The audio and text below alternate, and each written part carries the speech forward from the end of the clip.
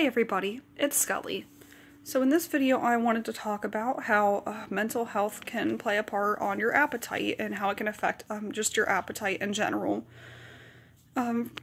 So for a lot of people that experience things like anxiety, getting enough meals in can be very difficult because anxiety puts your body into kind of that fight or flight response. You're just constantly on edge and just being aware for danger, trying to protect yourself, and stimulates your heart rate and just really affects a lot of parts of you, and your appetite's no exception. So, although it may not seem like a huge deal, if you're somebody who experiences a lot of anxiety, especially if you feel like you're nearly in a constant state of panic, doing things like eating properly and even often enough can be very challenging. With depression, it can as well, because when you don't have a lot of energy or drive to do a lot of things in your routine, eating can be one of the things that is part of that. So, if you're experiencing those issues, what exactly can you do to promote having a better appetite, getting enough nutrients? Because getting the proper nutrients is very important. It can affect a lot of parts of you, like sleep. It can affect energy levels. It can affect your blood sugar, which if you have other medical issues, then that can be especially be important, because you don't want to have chronically low blood sugar or anything, because that can cause a lot of other issues, especially over a long period of time. So if you're having a lot of trouble getting yourself to eat enough, usually one of the things I kind of have done, and again, it's not a substitute for every meal, but maybe for like one of the meals, if I really couldn't get myself to eat a lot, I would maybe just try to kind of have something that's kind of more of like maybe a protein bar or something, which you don't want to have too much of those because, I mean, too much protein can be bad, but protein is also good. So obviously get the right amount of things like protein. But that would be kind of a nice little, if there's maybe one meal I wasn't quite as hungry, that might suffice for just one meal.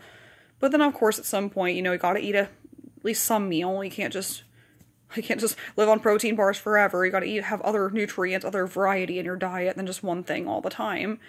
So then one of the other things I found kind of helpful was just maybe just trying to eat smaller meals more often, which, I know that how that might sound, but if you were to eat smaller portions more often and maybe even have some snacks and stuff in between, I mean, you don't want to overdo it, but that would kind of make up for the calories that you're missing if you're not normally getting enough. They've actually found it's quite healthier to eat kind of smaller meals more often than just eating just 3 whopping meals every single day, because you don't want to eat too much right before you go to sleep and not burn a lot of it off, or you don't want to eat too many big meals before you do something like exercising and then make yourself sick. So eating smaller meals more often can actually be pretty beneficial for things like that, and such as digestion. So yeah, sometimes getting the amount of calories can be quite tricky when you're not feeling very well. So, okay, well, there's not eating enough. There's kind of trying to do things to kind of help get yourself to catch up.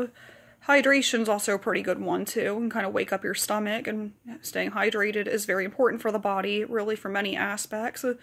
So sometimes even just kind of introducing more fluids can kind of help wake up your stomach and kind of get you more into the habit of just maybe hopefully being ready to eat, or at least just having something in your stomach until maybe you feel more hungry. So what do you do if you have the opposite problem?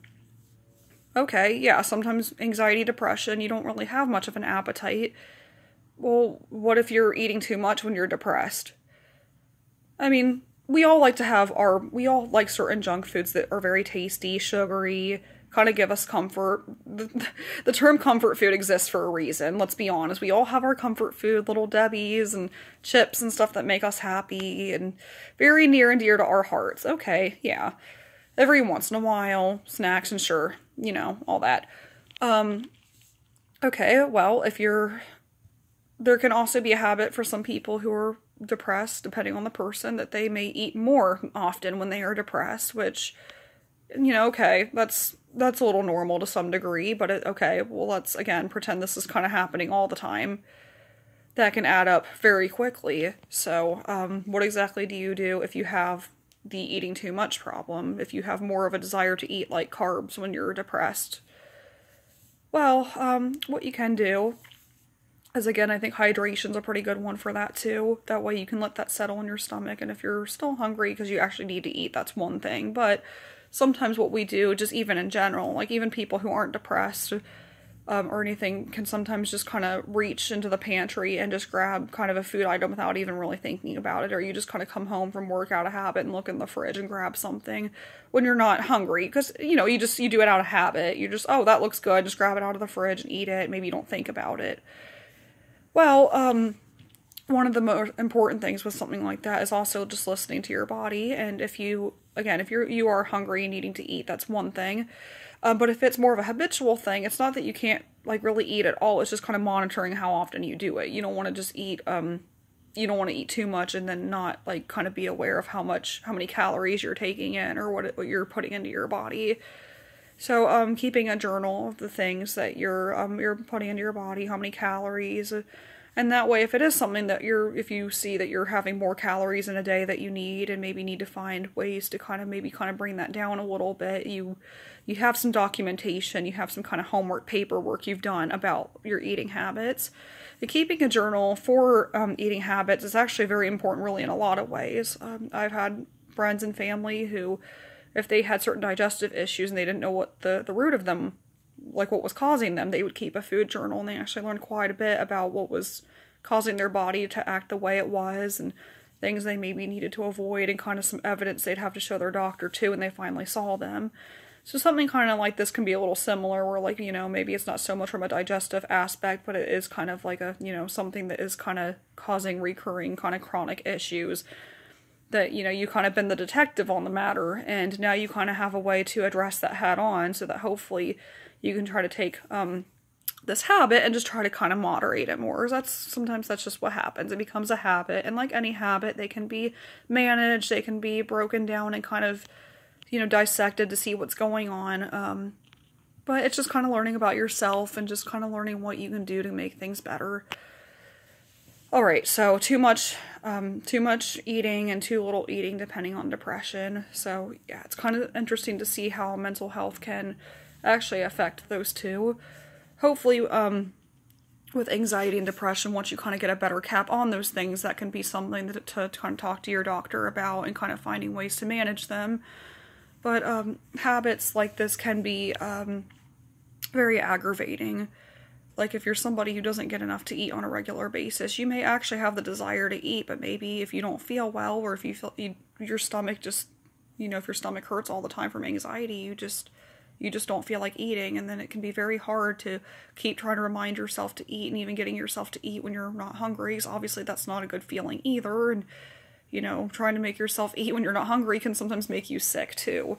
So there's definitely kind of a fine line with trying to encourage yourself to eat if you don't eat enough, or kind of doing things to kind of, like, okay, you know, wanting to eat when you don't need to eat, and maybe kind of doing things to help suffice that are better calorie intake, or just maybe limiting how much, like you know, you have a couple snacks, but you don't want to go too overboard. So kind of just, again, I think that the journaling is probably the most helpful thing in a situation like this, because you can really keep track of that and be the detective in your life and see what works and what doesn't. And sometimes it can take some investigating from even maybe another loved one, where if they notice certain habits with you that maybe you weren't quite aware of, that they can kind of help you recognize that and kind of see if there's anything that you can do to kind of see if you can bring that to a more acceptable level in terms of this. And if you're somebody who has these problems on a regular basis, it can be very, very difficult. If you're constantly getting up in the morning and not feeling very good, and you just never feel like the sun's shining bright enough, and the sky just seems like it's just always getting bluer. Well, I mean, especially with trying different medications, a lot of that stuff can take time, and that's very, very aggravating. But try as best you can to try to be patient with that kind of thing, because even though it does sometimes take a little while to see what works for you, it will be worth it once you finally get someone that actually does help. And if you do feel like certain things aren't working for you, it's okay to talk to your doctor about that and bring that up, and, you know, really keen to keep an eye on your sleeping habits and your eating habits. And if you're not noticing an improvement, that's okay to bring that up with your doctor and tell them, because ultimately you're going to know before anybody else does that something still doesn't feel quite right. And it's hard to even really emphasize just how difficult this stuff can be for people. So if you've made it this far and you're still trying and you're still doing everything you can to try to get to the bottom of what's going on with just your mental health, you know, your effort is very much applauded and it has not gone unnoticed. So just be sure you give yourself more time and just be patient with yourself, because unfortunately these things do take time, because we are all very beautiful, wonderful individuals, but the really bad part about being individual and wonderful is the fact that everybody's different. So what works for one person isn't going to work for somebody else. But you'll get there and you'll find what's going on, and then this stuff will get a lot easier. So just try to take every day, one day at a time, and just really give yourself pats on the back for all the effort that you put into all of this. Because it's a very difficult thing for anybody to go through, but it does get better over time.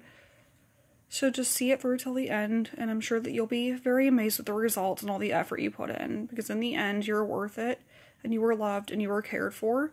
So just be sure you love yourself too, because you loving yourself is also important. Until next time, have a great day.